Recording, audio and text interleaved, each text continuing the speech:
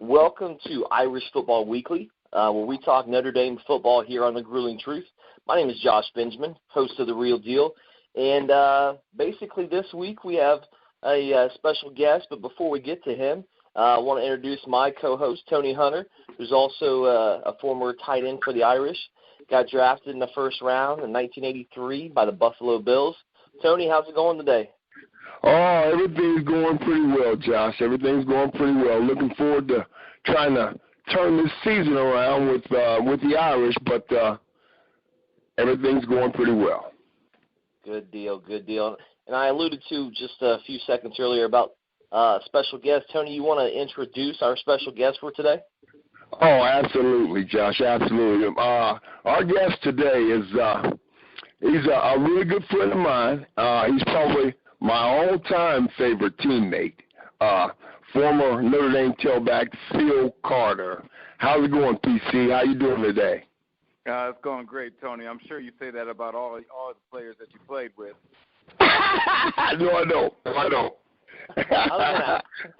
I was gonna ask Tony if he got paid for that. I wasn't sure. I tell you what, Josh, I'm gonna say the reason why this guy. Well, he was a captain our senior year on our team, but I've seen that he's one of the toughest football players that I've ever seen, college or pro. I saw him in a game, and Phil, I don't know if you remember this game, and I don't know if you remember this incident. But we were up at Michigan State, and we were in the locker room before that game. And just before we hit the field, you told me something. Do you remember what that was? Tony, your memory is phenomenal. I got to hang out with Tony a couple weeks ago at the Stanford football game, and your recall of games is phenomenal. Maybe I'm not sure if I don't quite remember what the statement was, but go ahead. Man, you told me going into Michigan State against Carl Banks, who eventually went on to be an all-pro linebacker for the Giants with Lawrence Taylor and those guys, and he may be in the Hall of Fame someday. But Phil told me, Tony, I feel great. He said, I'm going to go for over 100 yards today. I feel good. I said, okay. We went out, and I tell you what, that game was one of the most physical games I've ever been in. It was at Michigan State. And Phil ran for, was it over 200 yards that day, Phil? Yeah, that was a good I actually had a record that day, and I got hit so hard the last time I carried the ball. I actually lost the record that game, but I had the same guy hitting me the whole game. I carried the ball 40 times. I think the same guy tackled me all 40. That's remarkable. That's a good defensive stat, but to carry it 40 times, Phil. Yeah, now you see why I say he's one of the toughest teammates I've ever had. 40 times. Well, it wasn't the idea about it wasn't the idea, Tony, of being real tough. It was the idea of endurance. I was by far not the best athlete.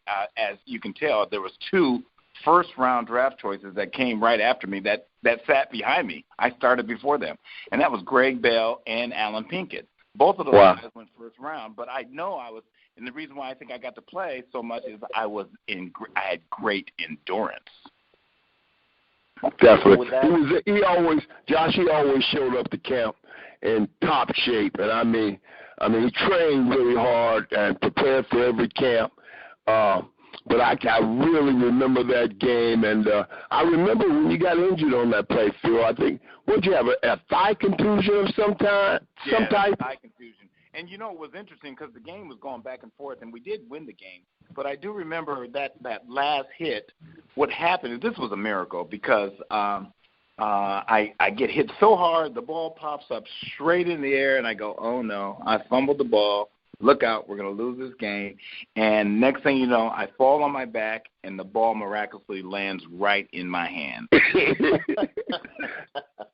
Now, see, I didn't remember that part, but I remember that hit. I mean, it's almost like it happened yesterday. I can remember the sound of it because I think it was a helmet. You're probably setting the tone for that because I do remember when we did run under Jerry Faust. I do remember we ran a lot off of the tight end. How well that tight end would block that defensive tackle was determining if I would go outside or inside. And Tony, you were there laying some blocks for us and taking care of business. I tell you what, that was a war that day. I remember that game because I was against Carl Banks. And at that time, he was the top outside linebacker in college football, and I was considered the top tight end.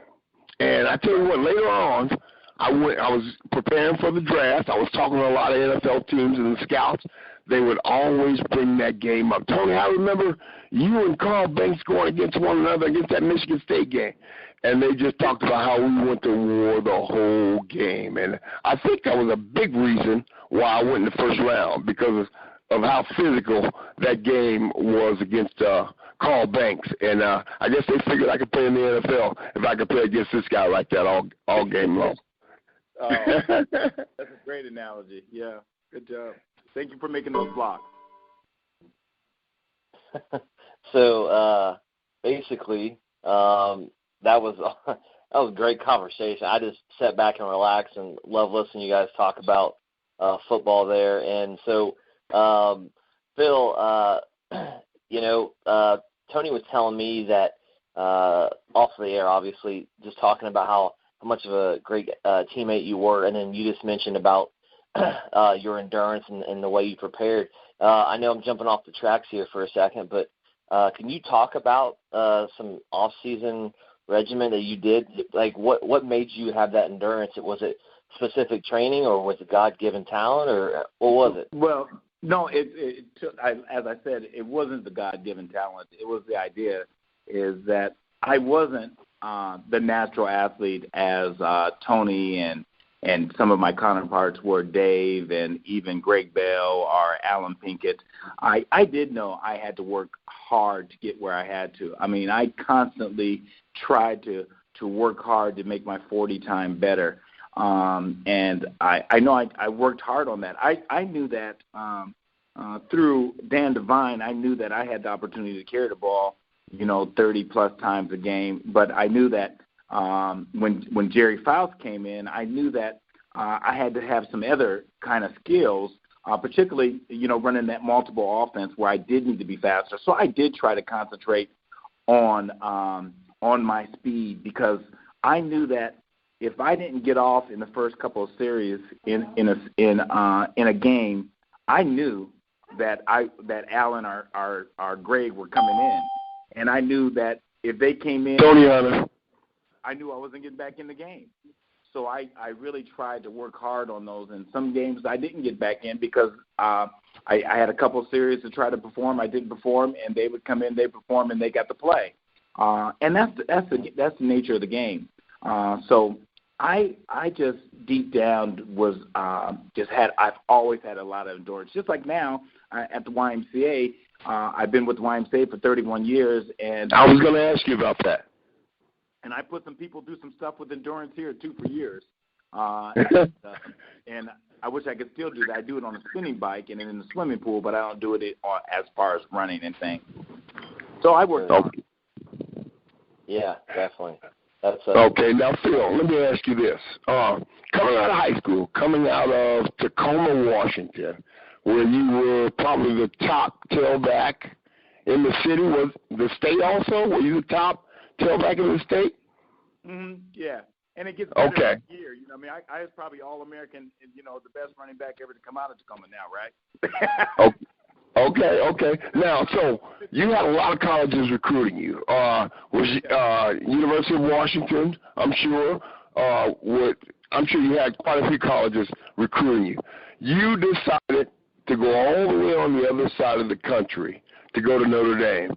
What was it that made you decide to go to Notre Dame? Well, one is, I did have the opportunity, just like you, Tony. We could have went anywhere in the country to college. And one of the things is there was a lot of people that were asking me to come to the schools, and they were offering, say, Phil, you can start this year. You can start, I'm sure you'll be starting. We'll get you we'll help you out with whatever your parents need to get to the games, whatever. But Notre Dame was the only one that says, sure, we'll give you a scholarship, and just come. And okay. Yeah. Okay, that's pretty much it. Yeah. And so I said, okay, if that's going to be it, then I'm going to come and show you. And so I got there, and it was true. Just come. because my freshman year, I remember being on the scout team. I was Charles White. I was George Rogers. I mean, I was actually that person on the prep squad. And I mean, are the Rudies? You know what I mean? How they lined us up to be those people. And I remember, remember that one time I got into it with your boy Crable. Him and I got into it one time, and I kind of knocked him down, but he made sure I never knocked him down again. I tell you, and we had some good defenses back then. We had some really good defense. So playing scout team against those guys, I'm sure, was not a very fun thing to do. Yeah, and we even had, I don't know if they have this anymore, but we even had a couple of JV games, our little games, and I actually played in a couple of those, and those were awesome too. Wow. You didn't play with Tony because you were going first team. You were the man. Hey, you know what, Phil? It was strange. I don't know if you remember this, but our freshman year, our first game was against Michigan, up there in the big house, 110,000 people, nationally televised game, and I was supposed to come in the game at some point, and Dave Conveni, who also went to Moore, was a starting wide receiver and a senior at Notre Dame. So I roomed with Dave. I figured Dave was going to play pretty much the whole game, but I was going to kind of spell him in that first game. Well, he happened to break his arm during warm-ups. He happened to break his arm during warm-ups. They came to me and said, Tony, Conveni just broke his arm. He can't play. You're going to have to start. I went, I am? But I went out there and played, man. I just said, hey, if I'm going to be out here, whatever happens, I'm going to be going 100 miles an hour when it happens, and I'm going to let the chips fall where they may. And I had a blast. That day. Well, that's so interesting that you say that, Tony, though, because for the sheer fact of your knowledge of the game, because I think you were a scholar of the game, and I think that's why some people do advance further in the NFL or even college, of just being physically aware. I agree. Yeah, I got the opportunity to play, but, I didn't even know about the opportunity to continue to play at the next level. How do you get an agent? How do you get all that stuff? And, I think you had some good guidance and you had some good role models. And yeah, I agree, Phil, 100%. The coaching I received on the high school level was excellent, and it prepared me to go into Notre Dame to play right away. Yeah, and I think that's an edge for any athletes that are coming out these days that have that kind of role models. I learned as I go, but I missed out on some opportunities that maybe I could have been better at. Well, let me ask you this: after you decided to go to Notre Dame, and there were probably a few people disappointed back home that you didn't go to Washington or you didn't go here or there. Are you glad that you made the decision to go to Notre Dame? Oh, by far. I think playing at a full stadium every game, packed stadium every game of our career, that was a highlight. My parents, my mother, even though that she didn't get to come to all the games, she sure did get to. She got to see us on ESPN in those days. And okay. Several of our games were on ESPN, and to come out, and it's an experience I'll never forget. Every time I go to a different state, I have a friend that I can call in that particular state that we have relationships with from Notre Dame. Wow. So that was definitely a bonus. You meet guys from everywhere when you're on Notre Dame's campus. They recruit from everywhere across the country, every state. So, yeah, and we can't replace that. Now, as far as your studies go at Notre Dame, of course, there's an expectation in Notre Dame for you to do the classroom work. Did you receive your degree from Notre Dame, and what was that degree, and if you did receive it? Yeah, I did receive a degree, but there goes another point in general. You know, here we are as athletes, and you thought I was a good student. And I did receive my degree. It was a BA in communications. And one of the things is here we are, students coming in. I was a 3-point student in high school, and all of a sudden I'm getting to Notre Dame, and all of a sudden I'm with 4-point students. I mean, everybody our first. So immediately my A's became probably a B minus. Phil, I tell people that all the time. Yeah. And then Notre Dame athletes don't get as much credit as they probably deserve, because once we go into that classroom, you have to keep in mind that we're now being judged based on, well, the rest of the students that are in our classes, they're former valedictorians, salutatorians from their high school. They're the cream of the crop from all across the country and the world in some instances, and you're there. And you basically, you're taking the same test, and you're on the same grade scale. And I tell you what, it's a challenge. It's a challenge. On top of that, you're trying to play football. Yeah, and that's a full-time job by itself, and overtime. Thank you. Thank you. Yeah. That's awesome, guys. And to our listeners out there, I mean, As I was listening to you guys, it just feels like I was a part of that, just for the description and the times you talked about, and, of course, your experience at Notre Dame academically.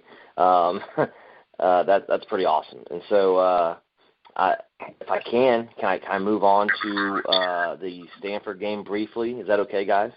Sure. Okay. So it feels like we haven't talked in forever, Tony. About the Irish. It feels like about a month and a half, and it's only been about 10 days. But they come up back to South Bend, and they lose a close one to the Stanford Cardinals, 17-10, to another sellout crowd, as Phil alluded to when you guys played. And tough game, obviously. Tony, you were there. Yes. What you want to talk about? Maybe your experience as a fan. I know we talked about that before a little bit, and then, you know, catching up with your alum and your friends and things like that. Oh, yeah, I had a beautiful weekend. I'll tell you what, Josh, I was able to see some former teammates, classmates, and friends that I hadn't seen since I left Notre Dame in some instances. It was a great night. The weather was perfect. For this time of year in South Bend, Indiana, I didn't even have a coat on. I think I put a jacket on late in the fourth quarter. Same with you, right, Phil? We may have put a jacket on in the fourth quarter. It was absolutely perfect weather-wise, and we started out in that first half, and we jumped up 10-0, and so basically we're going into halftime 10-0. The defense is pitching a shutout. I felt really good about our chances in that game, and then it just so happened we didn't wake up for the second half. What about you, Phil? How did you feel about the game? Yeah, I mean, it was amazing to see that Stanford was so much bigger than us, and how they just bullied us the second half. Truly, they wanted the game a lot more than us. Obviously, that was the outcome. It was hard to watch it, but to me, I think that they were definitely. I mean, how they ran I formation on us the second half, and we. I can see them running multiple offenses in different sets, but an I formation, run left, run right, and run over you. It was hard for me to take. And Phil, that was the second team tailback. Now, you had mentioned something about McCafferty that you had been watching out there on the West Coast, and you were really impressed with. He wasn't even there, but I think he ended up gaining over 100 yards against our defense. Oh, totally, yeah. I think just behind those big old boys that they had, I think anybody could have ran behind that. I mean, they were just making some big enough holes to make it happen. Wow. We had opportunity, but we didn't take advantage of the opportunity. Yeah. Yeah, and I think we had a tough time, Josh, Kaiser had a tough game. Last couple of games we haven't put out offensively. I can understand the North Carolina State game where, they played in a hurricane. They played in hurricane conditions. Offensively, we couldn't hold on to the ball, and we weren't as productive as we had been. We had been getting close to 500 yards a game offensively. But the last two games, we've really come way down, and we're not anywhere near as productive offensively. And I'll tell you what, Kaiser was actually pulled from that game for a few plays or a few possessions, and Zaire had to come in, but he was unable to get anything started. Josh? Yeah, and that happens, and you guys can attest to this. And any athlete listening out there, you're going to have a rough stretch once in a while in your athletic career, whatever that is. Maybe it's a game or two or three, or hopefully nothing more than that. But he's in a rough stretch right now, and it's been talk probably more so there about the job status of Coach Kelly and really that team in general as far as the chemistry and things like that. But they got to rise to the occasion and block all that noise out and be who they are. And so coming up this Saturday against the Miami Hurricanes, coming to town up there in South Bend, playing about 3:30 p.m. They got to change the last two games, erase them as far as what's in their mind, learn from those mistakes and move on. And I was going to discuss a little bit about the defense. You guys touched on the offense a little bit. So I got some statistics from the first 16 quarters and then the last 10 quarters of what they played. So bear with me for just a second. You're going to see some huge differences in what they've done on defense as Coach Greg Hudson has taken over. So the first 16 quarters, they've given up 161 points. In the last 10 quarters, and I know that's a game and a half, last 10 quarters, they've only given up 33. So wow. Yeah, I feel the feeling that I got at that game, watching it in person, that our defense was getting a lot more stout. We actually had a few forced turnovers against Stanford in our own territory, and those were the type of things that I wasn't seeing before our defensive coordinator changed. So, yeah, I think defensively we are playing a lot better football. Well, and some other stats here. Points per game, the first 16 quarters was 35.8. In the last 10, it was 13.2. Now, we can talk about the NC State game and the weather conditions there, but, we had to play in that as well offensively. So, first downs, they gave up 102 first downs, 102 in the first 16 quarters. In the last 10, they've only given up 43. I say only, but that's an extreme amount of difference there. That's a difference. That's a big difference. And the points, the average first downs per game, so they gave up 22, almost 23 first downs per game, and they cut that down to 17. That's 50 yards. That's half a football field of offense that they've decreased against them. And basically the red zone scoring, it went from 90% to 50%. Right. And you know what, Josh? Like I said, I just have a feeling that the defense is playing a lot more aggressively. They're playing a lot more stout. But now Stanford was coming in off back-to-back losses, I believe. Phil, they lost one game against University of Washington, right, where they just really got blown out. And then they came back and lost again the next week to Washington State. So they Washington State beat them convincingly, pretty bad. Yeah, and I don't think offensively Stanford was able to do much offensively, and so I'm just saying our defense, although we're doing better, they have some tougher tests to face as we go down the final stretch here. Yeah, I would say all the rest of the games are going to be a tough match for the Irish, and lots of reasons, but more so because of the tradition that you guys talked about and the program and the prestigious place up there. That I think these are must wins in some aspect to ensure a lot of different things. But I digress about that. We'll talk about that later.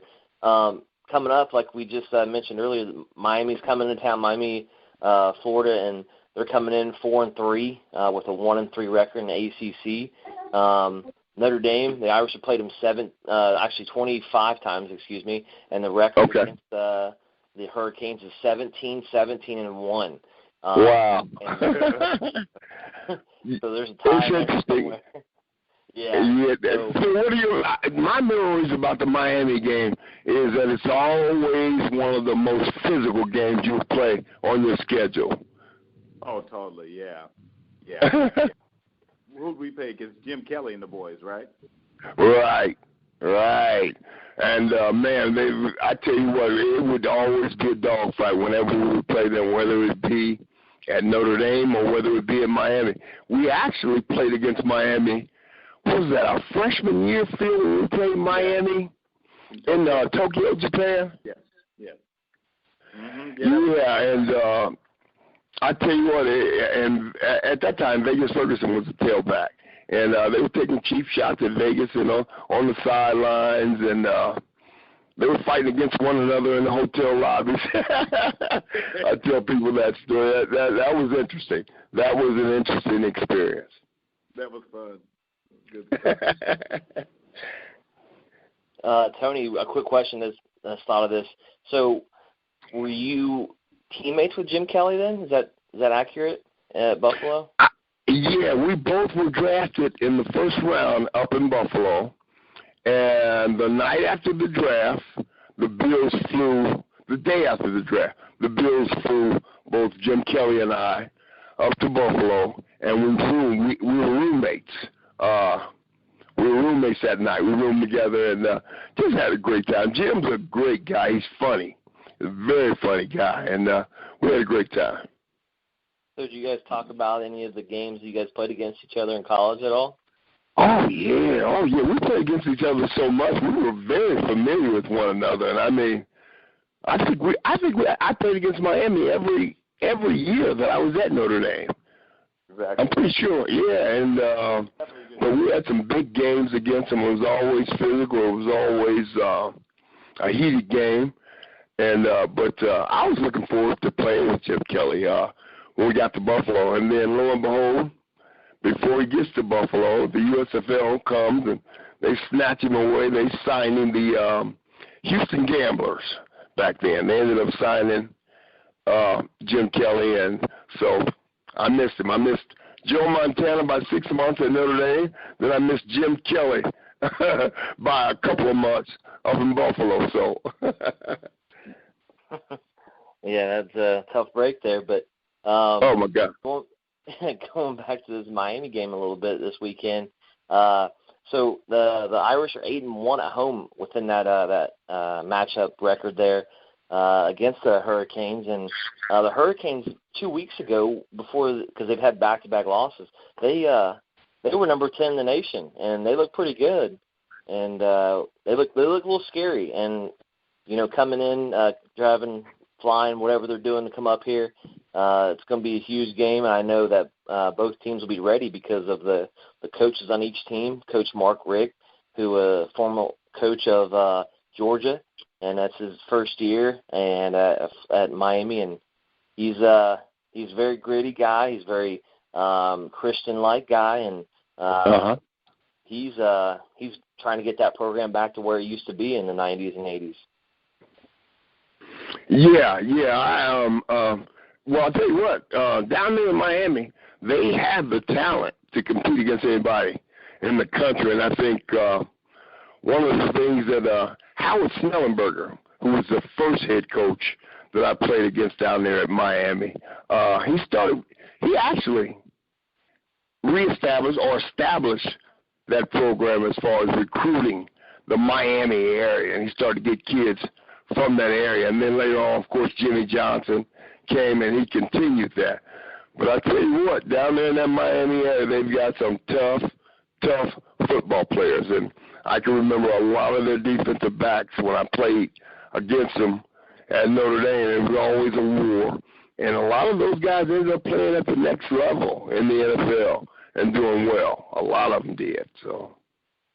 I just hope Notre Dame comes in with a little urgency this week to try to get that offense moving and the defense, working hard, to make some stops, and we don't get a lead, and we don't settle for the little tiny leads that we've had in the last couple of losses, and we continue to try to just have urgency throughout the game, from offense to special teams to defense to special teams, and just a well-coached team. And I think if we do that, I think we should definitely come out victorious. Yeah, I was actually going to ask you, Phil, your thoughts on this week's game, and you got them nailed right on the head there. And so, yeah, I totally agree with the sense of urgency. I mean, coming off a couple losses here where they really had multiple chances to win the ball game in both contests, and they just need to polish some things up, especially on offense, defense. Like we talked about a few weeks ago, Tony, we said that give them some time. We got to reform our defense, our philosophy, our thoughts, our attitude, and the way we approach the game, and it seems like they've done so. Yeah, I think we're on the right page defensively. There's been improvement every week since that defensive coordinator change, and they look like a totally different group to me. They're more competitive, and they're playing with more urgency, and I just hope it continues, and I think it will. But this will be a good test against Miami, because I'm sure they'll be, as every year, they'll have a lot of team speed, so it's going to be a big test. Definitely, I couldn't agree more with that. So we're going to move on to our toughest picks of the week, our 3 toughest picks. And Phil kind of lets you in on this. So each week we choose 3 games that are basically highlight games. Both teams are ranked, and we choose our teams according to however we want, the mascots against each other, who's going to be each other's mascot, or the knowledge that we have. Yeah, because sometimes it comes down to that, but we try to show some knowledge there with those teams. But right now, Tony's got a 2-game lead against me. He went 3-0 last week, or 2 weeks ago, I should say. So I'm still trailing. He's 12-6. I'm 10-8. So we're gonna let you in on this, and you can provide some insight on this. Help him out, Phil. Help him out. Okay. Yeah, I'm gonna need some, probably more than that. No offense, Phil. I'll probably need some more help than that, because I'm struggling. I am struggling. Well, I'll see what I can do. All right. So the first game, ACC matchup, number 3 Clemson at number 12 Florida State. Florida State trying to climb back up in the ranks against a really good Clemson team. Great quarterback play down there. So they're at Florida State. Tony, you're going first, sir. Okay, I went against Clemson, I think, one time this year, and then I got a chance to watch them play, and they had athletes all over the place, and that quarterback is unbelievable. So I'm not going to go against them again. I'm going to go Clemson. Okay. All right. Phil, what are your thoughts on this game? Well, I mean, Clemson, their defense is awesome too. I mean, they're good, but I do like. I haven't got to see too much of Florida State, but I'm just based off of what I've seen with Clemson. I love their running back also. They have a great running back also, and the quarterback and the running back and those DBs for Clemson are pretty doggone tough. I don't see too many people beating Clemson. I agree. Yeah, I'm with both of you on that. And I'll take Clemson. I'll take the advice and run with Clemson. And, to go with all those things you guys said about Clemson, I love their coach. Very fiery guy, very, his way and to assist his players the best way possible and put them in the right positions. So I'm going with Clemson as well. We jump to who you guys alluded to earlier, Washington, number 4 Washington. They're going on the road to play Utah, who's rated number 17 in the nation now. So, Phil, what are your thoughts on this Washington-Utah game? You do. How about those dogs? Let's go. Hey, this coach for the University of Washington is the most awesome coach I've ever seen on developing the kids, the whole kids. And a perfect example is the first year he gets there, he lets his first-round draft choice guy, he releases him from the team. And he ends up getting drafted by the Kansas City Chiefs. Peterson, I believe is his last name, and he gets first-round draft choice. So that's how he believes in people. He's got some great recruits. I tell you one thing, that defensive line that they have at Washington is big and they're good. But I do know Utah has a running back that is 332 yards last week. He is good. But let's go with the Dogs beating them 21-14. 21-14. All right. Tony, who you taking in this game? Yeah, I tell you what, I'm gonna have to agree with Phil on that one. Washington has been impressive this year. They've had some pretty impressive wins, and I'm gonna stay with them. I'm gonna go with UW to take it. Come on. Okay. All right. So we have our final game, Big Ten matchup here. I didn't even realize this, but Nebraska is number 7 in the nation at this point. Wow. And I know they've been playing some really good ball. Yeah, they're number 7 overall. Wow. And I had a doctor friend of mine when Nebraska was admitted into the Big Ten. He said, "Is that a good match now?" But bear in mind, this doctor went to Northwestern, and he's an orthopedic guy. He's my orthopedic guy. But he said, why did the Big Ten add Northwestern? Add Nebraska, I'm sorry. And I've always known Nebraska to play Big Ten-type physical football. And I said, Doc, that's a great match. I think that's a great match for Nebraska to join the Big Ten. So, yeah, it doesn't surprise me that they're playing really well right now. Yeah, and who so they who go are up, they playing? They're playing at number 11, Wisconsin. So Wisconsin, just played Ohio State really, really tough a couple weeks ago. Maybe even should have won that game. They play at home against Nebraska at number 7 overall. Tony, who you got in this game? Wisconsin is at home, right? Yes, Wisconsin is at home. Yeah, I like Wisconsin too. I haven't had a chance to see Nebraska yet, but I like Wisconsin. I'm going to go with them at home because they're at home. All right, so he takes the Badgers at home. I'm going to phone a friend. Phil, what you got on this game? Well, I haven't seen too much of either one of them, but Wisconsin's just – I think they got the experience of winning the big games and being in big games more than lately than Nebraska. And just based off experience, I'm gonna go with Wisconsin. All right, so let me just kind of run through this real quick. Basically, we picked the same teams this week, Tony. So if you go 0-3, I go 0-3. If you go 2-1, I go 2-1. So okay. I'll still be up by 2, right? That's true, unless I change my team back end. No, I'm just kidding. Okay. All right, we move on quickly to the upset of the week game, which essentially, Phil, we have a team that's rated against an unranked team, and it's basically off my judgment. Tony's gone against me several times, and he's probably won. I don't keep track of that because my feelings are already hurt that I'm 2 games down in the league. So. Exactly. Yeah. It'll make it even worse. It'll be even more embarrassing. But I digress from that. We go number 15, Auburn, at Ole Miss. So I'm taking Ole Miss in this game to beat Auburn at home. That's my upset of the week pick. There wasn't very many good ones, I thought, and so I'm going to roll with that one. You know what? I hate to go against Ole Miss at home for some reason. Now, it's because I saw them a couple years ago, or was it last year, they beat Alabama at home, and a good friend of mine was down there at Ole Miss when they beat Alabama at home, and he said he saw the fans after the game tear down the goalposts, both goalposts after that game. He couldn't believe it. But anyway, I'm going to go Ole Miss on that one. I'm going to say Ole Miss is going to take that one. All right. Phil, you have any thoughts on this game? Yeah, well, not too much, but I just gotta go with you. I think I'm gonna go with you. Went with Auburn, right, Josh?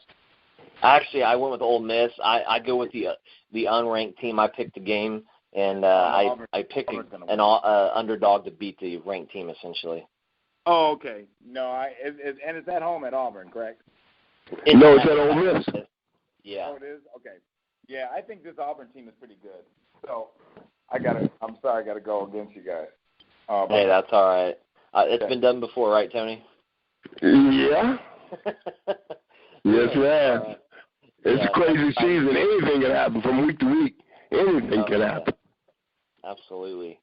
So probably our favorite time of our show, Phil, we do Irish prediction time, where we just basically give our score of the game, and if we want to put a couple notes in there, we can. But I'm gonna and you know what, Josh? Let's put the pressure on Phil. If we're gonna do the Notre Dame prediction and the score, let's go with Phil first. Yes, that's what I was thinking. That's exactly. Wow, we're on the same page this week, Tony. So Phil, go ahead. The floor is yours. Before I do give my prediction, I just want to say, Tony, thank you very much. I appreciate you getting me to hang out with you today. And Tony, you were probably one of the finest athletes I ever got to see. Both your speed, your hands, and just your leadership and your kindness throughout the years was just very inspirational. So I appreciate that, Phil. I knew we would have a great time. That's why I pushed it. So I appreciate it, though. Yeah, the Irish are going to really blow these guys out. It's going to be a 35-7 game. 35-7? Is that what I heard? 35-7? Yeah, 35-7. They might not even get 3. I got a feeling it's going to be a great game for us. Nice. Man, I'm pumped up now. All right. Okay. Because I'm pumped up, too, because it's ready to happen. It's time for it to happen. Where did the offense go? It's time for that kind of output from our offense again, Phil. Yeah. Man. Well, they're going to put it all together. They're going to put the offense and the defense in there, and then special teams. They're going to work at all cylinders, and it's going to be a great time. Wow, I'm excited. I got goosebumps right now. But I'm going to go ahead and go, Tony. I'm going to say 28-13 Irish, and I'm going to even be maybe, I don't know if this is even a bold statement. Maybe it is, but I think all phases of the game we're going to have a touchdown at least from one of them. So a defensive touchdown, a special teams touchdown, and obviously a couple offensive touchdowns. So, I think they're going to beat them all 3 phases. You got me pumped up, Phil, so I'm going hard here. Stay pumped up. Stay there. You know what, guys? I'm pumped up too. But I'm worried about our offense putting up that many points. I really am. I'm really worried about our offense putting up that many points. I think we'll win, but I think it'll come down. And I think our defense will play well again, like they have been. But I think it'll be a 2017 a tight game. 2017 Notre Dame at home takes this game. 20-17 Irish. All right, so we got a trifecta there of the Irish winning all 3 of our predictions there, which is awesome. We're kind of. I'm sorry. Go ahead. No, I'm good. Yep. Oh, okay. I thought you were going to say something. I apologize. So we got 3 wins there. Hopefully this weekend those guys come out and play just as pumped up as we are right now on this show. We got a short segment left, Phil, and then, it's been real. It's been awesome, Phil. Before I go into our last segment here, I do want to say that I appreciate you taking the time out of your busy schedule to come on. Absolutely. I know Tony talked to you all off the air, and I know you guys are great friends. So obviously I don't know you very well, but I do appreciate the time and the kind words and the insight and everything in between. So I appreciate it from the bottom of my heart. Yeah, it was a pleasure talking to you, and thank you for supporting the Irish over these years. And I think this means a lot to the people that probably will listen. Yeah. So very good. Thank you, PC. I appreciate it, buddy. Thank you. And did you the good work that you're doing with the YMCA? Keep up that good work, man. These kids, we need it for our kids to hear what you have to say. You've been doing it for a long time now. I think, how long have you been with the YMCA now, Phil? I've been doing it for 31 years, and oh my God!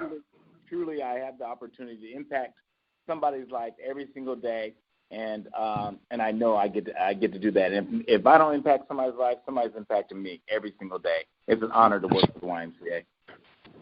That's awesome. That's very good, and kudos to you, Phil, for doing such a thing. And that's great to have a great role model, especially someone like yourself in those kids' lives. So, good deal. That's awesome. So basically, we have left is a segment called Fun Fact Finish, and I basically try to find some different stats, Phil, and figure out how to spin it to basically have something that no one's really heard about. So here it goes. So I have one this week, and it's pretty interesting in the fact that we have some a good running attack and multiple people in the backfield. But Notre Dame is 39-5 since the start of the 2002 season when they gained 200 or more yards rushing. So 39-5. That's an impressive record there with 200 or more yards rushing since the 2002 season, beginning of that. So there's the fun fact for the finish. Again, Phil, thanks for coming on. We're about to wrap it up here, and Tony, thanks for contacting him. I know you have some other people online as well, so we get those guys on. Man, hearing those stories and hearing the friendship and the bond you guys have is pretty amazing. I played college football myself as well, Division III school in Indiana, and so I obviously don't get the sellout crowds or anything or the Heisman hopeful, but I do understand the bond that you guys have, which is awesome. And most definitely. Notre Dame's a special place, and it just so happens that a lot of special people decide to go there, and you're surrounded by them while you're there. Well, that wraps up our show for the week on Irish Football Weekly. Listeners, don't forget to check out our website, thegruelingtruth.net, which all multiple shows.